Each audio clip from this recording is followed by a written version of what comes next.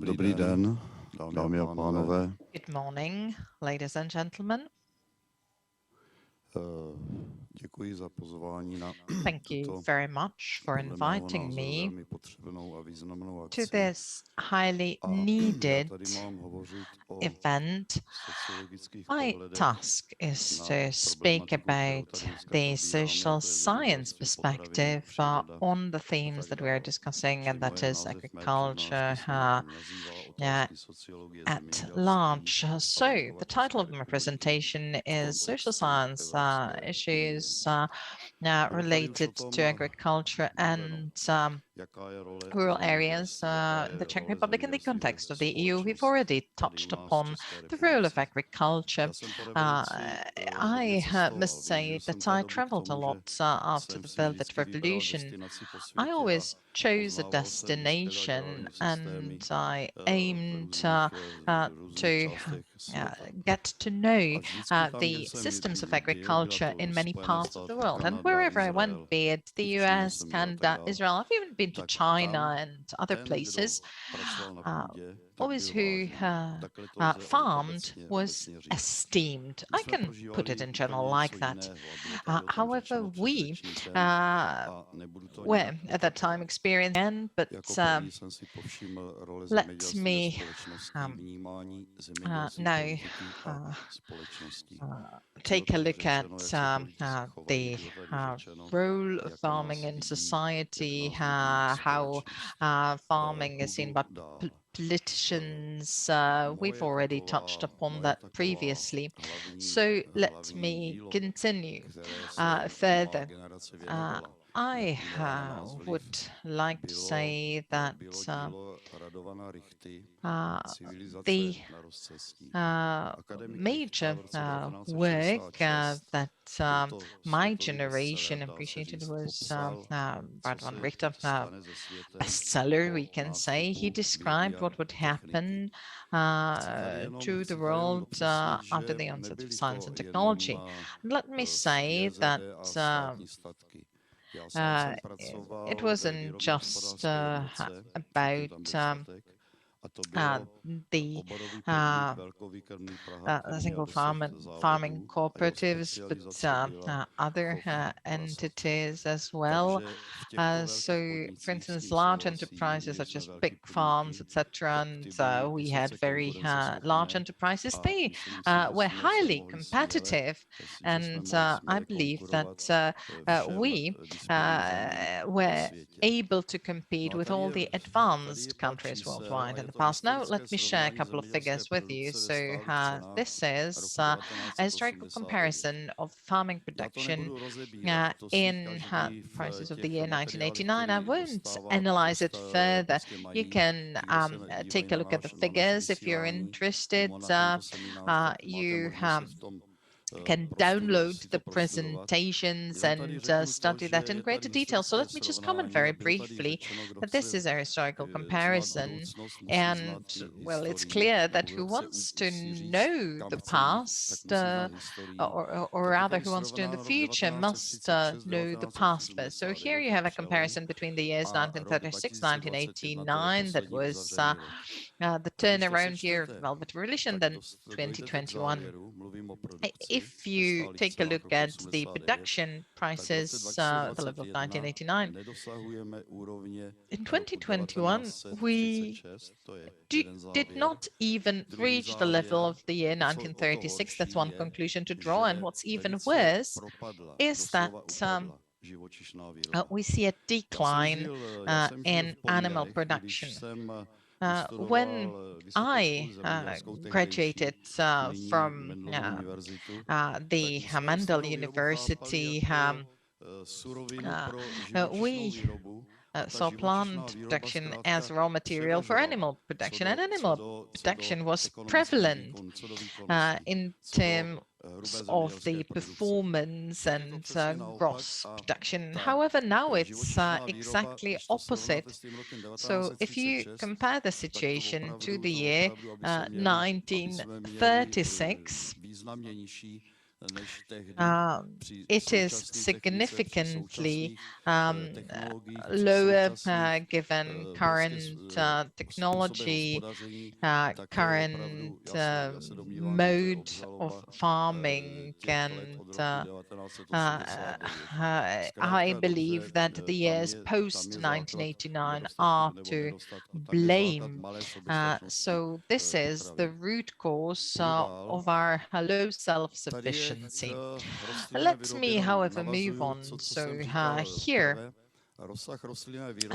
let's take a look at the scope of plant protection. It's practically not changing. However, jobs in agriculture are on the decline, being replaced by technology. There is new knowledge in genetics, fertilizers, plant protection, storage, and transportation. But if we look at animal protection, it is lower for sure, but the fundamental figure is the production of meat animals. So that's data for the processing industry. In 1936, we had 568,000 tons of live weight to be processed. In 2021, it's somewhat higher, so it's 725,000 tons of live weight. But if we would compare it to the revolutionary year of 1989, when privatization was taking place, when we were returning to private farming, you can see a peak there where we had roughly 1.5 million tons of live weight, that is animals per year, that could be processed. That was really the decisive figure. However, last year, in 2021, it was under 750,000 tons. So this is the big issue faced by Czech agriculture. At the turn of the 20th and 21st century, the agricultural sector has lost its prestige. There were targeted attacks by the political representatives, governing political representatives. Very many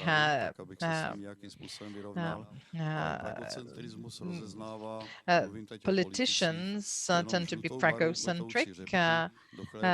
They only want to go for the rape, that is colza production, and do not want to go for meat production. So this decline in animal production, this is quite clear, and we only have plant production maintained. However, fruit tree production, potatoes, and other are on the decline. So all these processes have an impact on the generational depopulation of the rural areas. The fact that the young generation is moving into cities leads to depopulation. At a time of the energy crisis, it may be that rural areas will become much sought after destination because there are lower costs of living.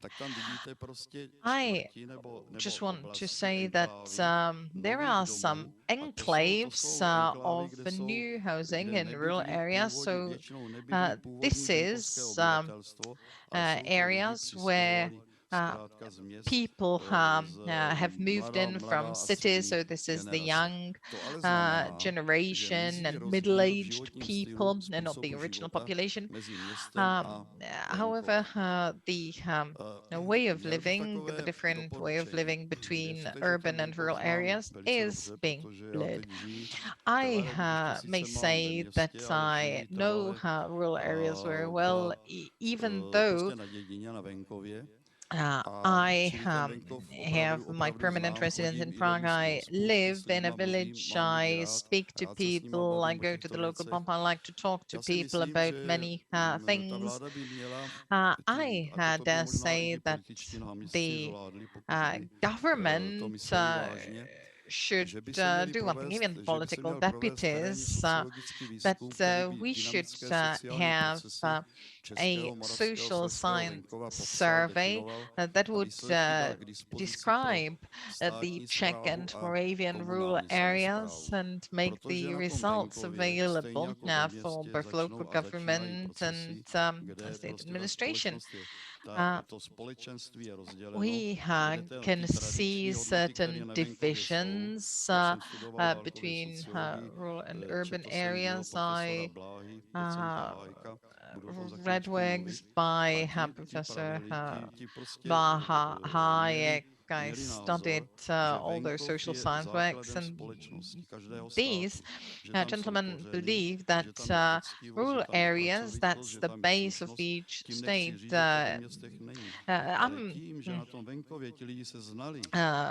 Basically what I mean is that rural areas, even if you just shook hands and promised something, that was the same as if a written contract was concluded. So people are honest, diligent, etc. I'm not saying that this is non-existent in cities. However, yeah, it would indeed be worthwhile that the processes be mapped duly.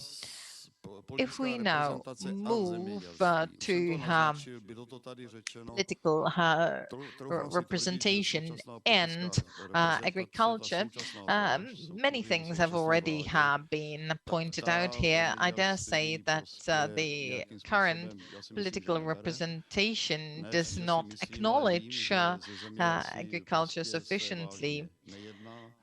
So agriculture is not seen as an important partner, and the current minister of agriculture, I must say that I have known all the ministers of agriculture in person. I dare say that the current minister works against the interests of Czech agriculture, and what's more, he does not want to have any discussions with those who represent agriculture, who represent the production, that is legal entities and individuals. So he has no dialogue with these whatsoever. And I believe that it has got so far that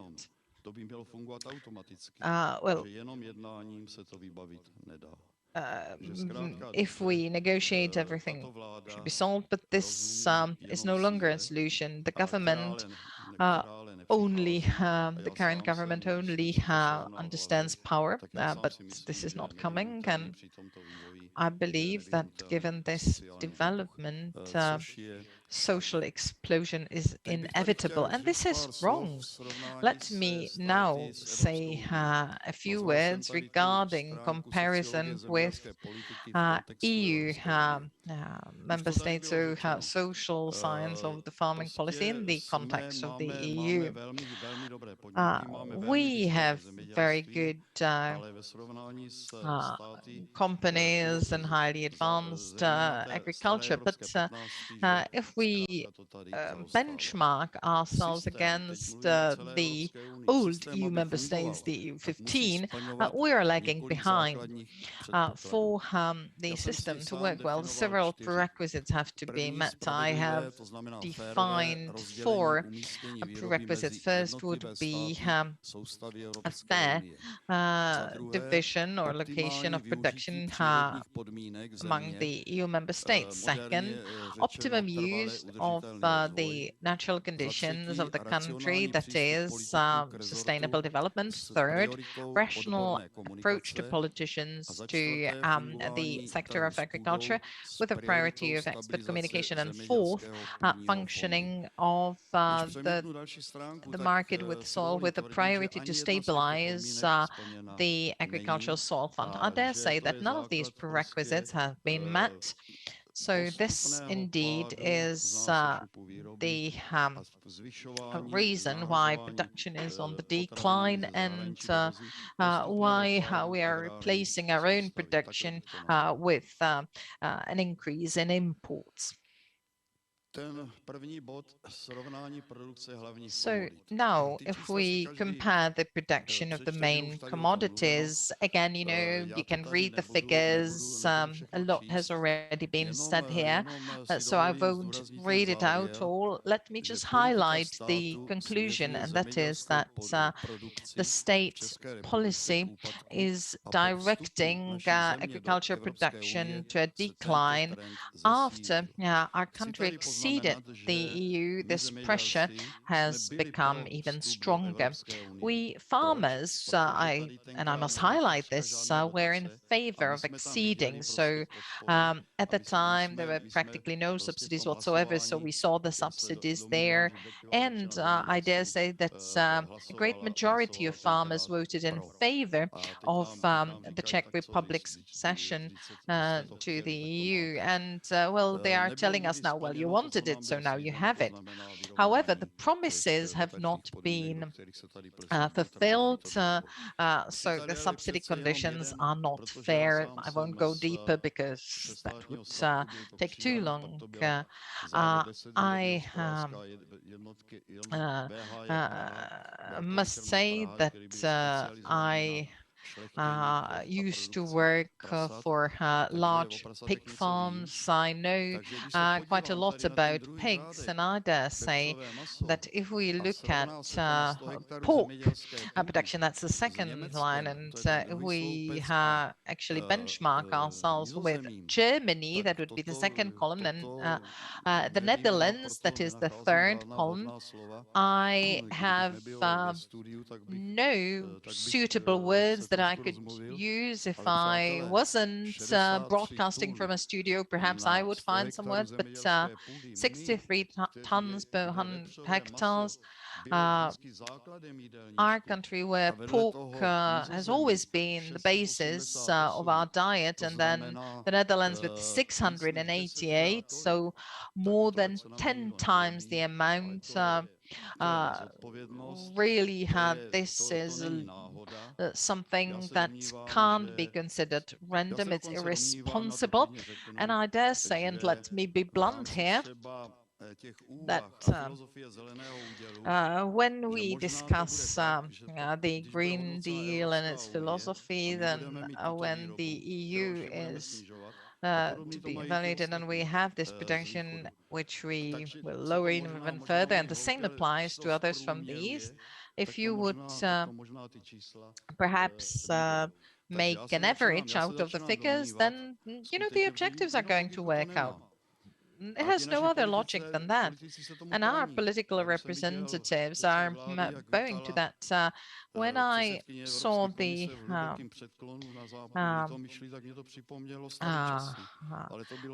welcome of the EC president by our prime minister bowing down, it reminded me of the former regime and how Brezhnev used to be welcome, etc. I do apologize for making this digression, but I really would like to reiterate once again that we are moving to a social explosion.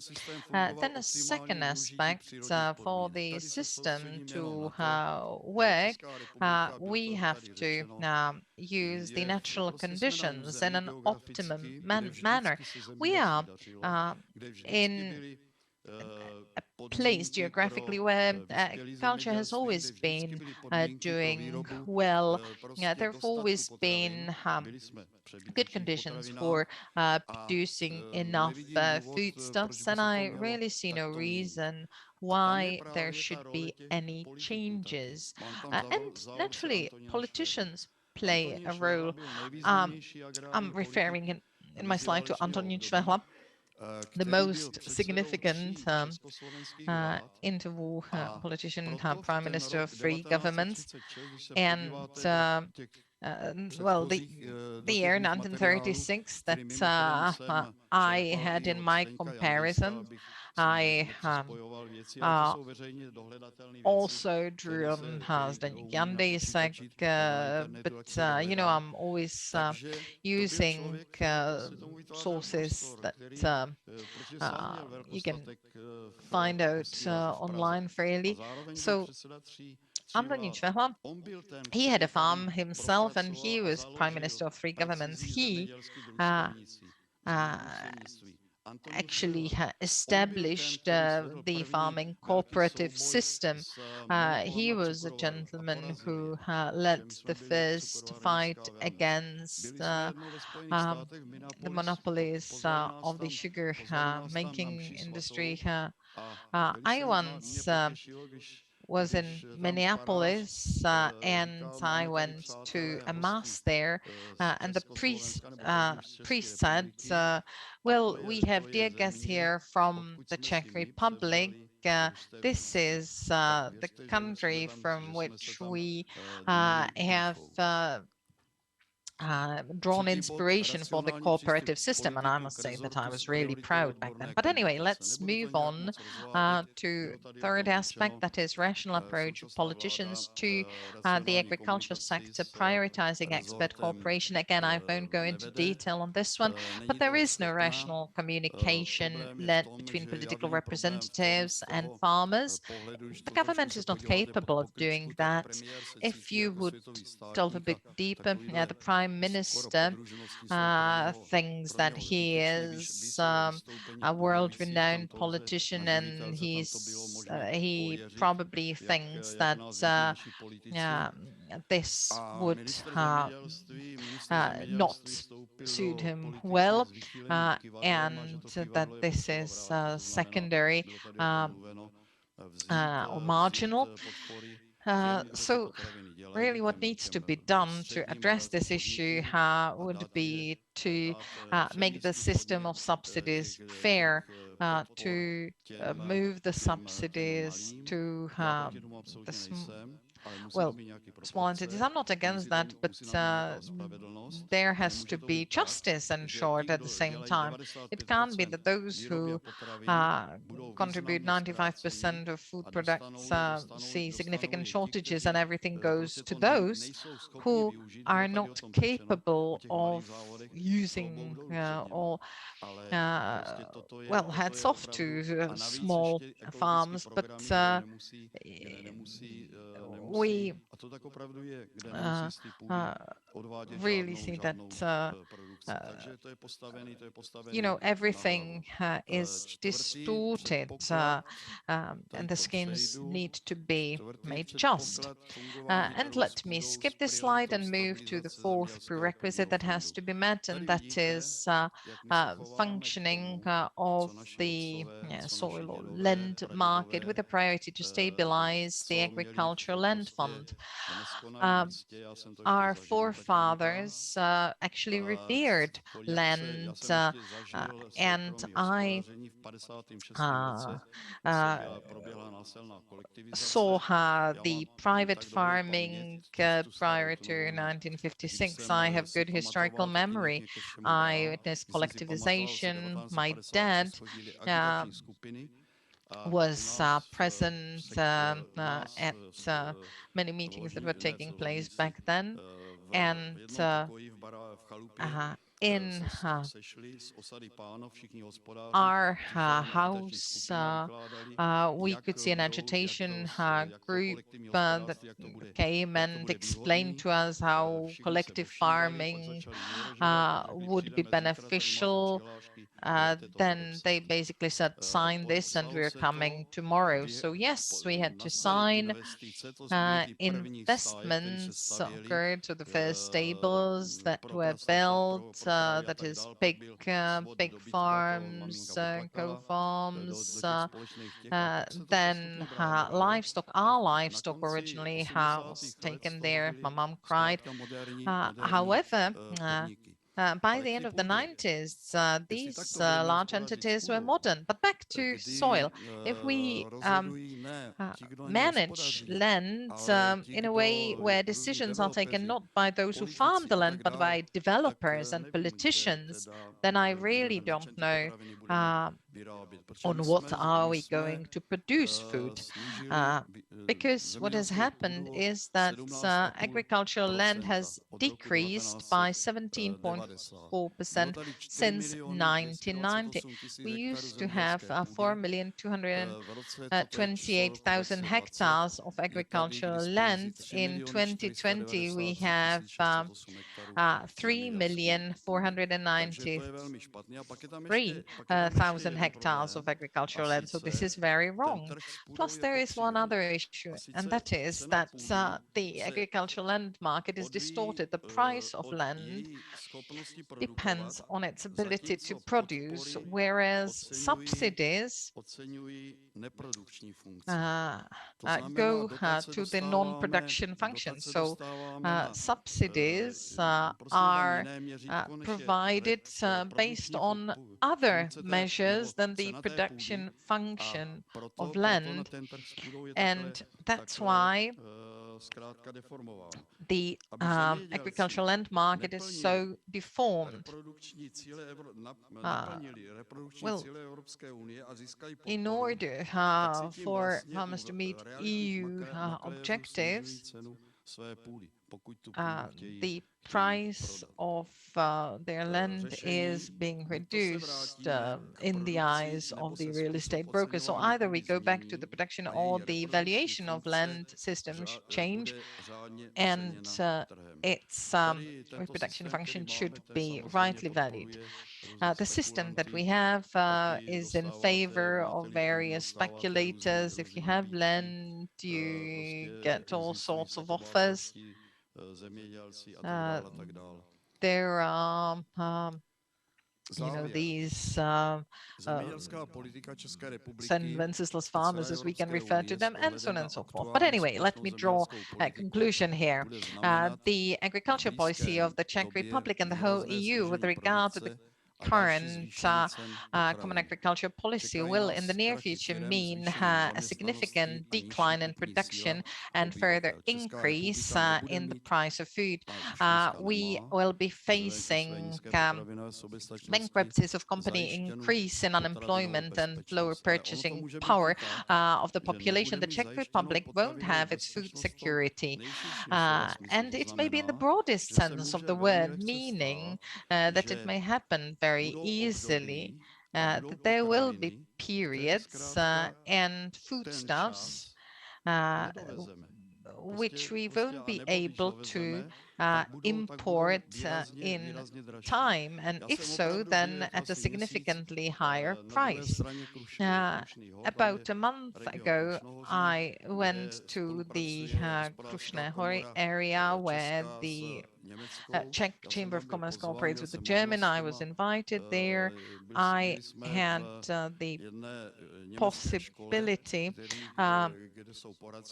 to have discussions there, and I could see the programs being prepared for German farmers. So that is how to pursue the strategic plan for the years 2023 to 27. And the advice that they are given is that they move to environmentally friendly program as much as possible. And I told them, okay, fair enough, but that would mean a decline in agricultural production. And they responded, oh, yes, we know, but we are a rich country and we can buy that food. Germany, so far, has been not only self-sufficient, but it produces more than it consumes. I have encountered that in China. So in China, who whoever wanted to be involved in farming said that they had to cooperate with companies. And then when I asked them where are they going to buy food from, they mentioned countries like Canada, Africa, or wherever. So what is happening in the EU is an opportunity for US farmers and their organizations, which are very much powerful. It is no excuse then, whilst implementing the common agriculture policy reform, when we are bringing Green Deal into life, it is no excuse that all is done based on purely political decisions. All methods such as Greta are used for that purpose. This young girl that got a standing ovation at the European Parliament. What can that girl know about farming? She's only an instrument, so it is no excuse.